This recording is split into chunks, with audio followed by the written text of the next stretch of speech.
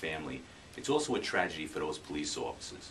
When we get up in the morning, we do not expect or want to go to work and have to deal with the death of a person that we're trying to place under arrest. But unfortunately, sometimes these things happen, and it's a shame. We don't have all the information that we may have now when we walk onto that street corner. We don't know their medical background of the person. What we have is the community complaining, they want something done, and we respond. And sometimes there's a tragedy. Do you think the officer should be suspended or reprimanded for using a chokehold, which is banned by the NYPD? This was police officers that wanted to place this person under arrest and bring them to the sidewalk, not a chokehold. So what we're asking is let the investigation go forward and let the facts speak for themselves. What you find many times is after the investigation, there's a different picture than just that short video. We need to bring in all the other information.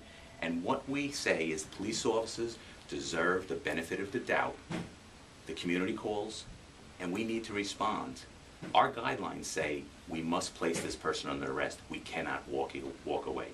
If the city wants to say going after untaxed cigarettes is not our job, then let them say that policy, and we'll comply with that policy.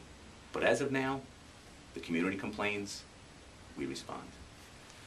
Are you surprised to learn that this officer was involved in previous lawsuits against the city? City Hall, on a regular basis, settles lawsuits because it's cheaper than fighting them. We're a proponent of fighting those. Let the police officers articulate what they were doing and allow it to go forward in the court of law. Settling it is not the way. This was an active police officer. When you're an active police officer, you're going to get sued. He had over 300 arrests. He was a professional police officer. 300 arrests, he was sued twice, and the city settled in one case. That's the choice the city is making, not the police officer. Okay. Just last question, just looking at the video, there's a pretty large police response for this one gentleman. Do you think that's out of the ordinary? Do they need so many officers? As I understand, there was a call of a fight, and naturally when there's a fight, you respond. Plus, this is also a block where the merchants are calling and complaining. It's proactive policing. The police officer can't pick and choose what to respond to. The community complains about this issue, and we have to respond to it, and we did. Again, it's a tragedy. There's no script for a police officer. You know what's going to happen. You pull up on the scene, you deal with it as it comes.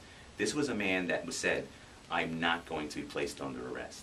All these police officers were trying to do was arrest him, bring him to the station house, and let the process work. Unfortunately, a tragedy happened in this case. Do you think that, and maybe you can't comment on this, but it seemed like a while before EMTs even got there? Well, that's something. Well, what I do know is the police officers responded and they called for an ambulance to render aid. From there, it's not in our hands. Okay. Anything else, sir, you'd like to add?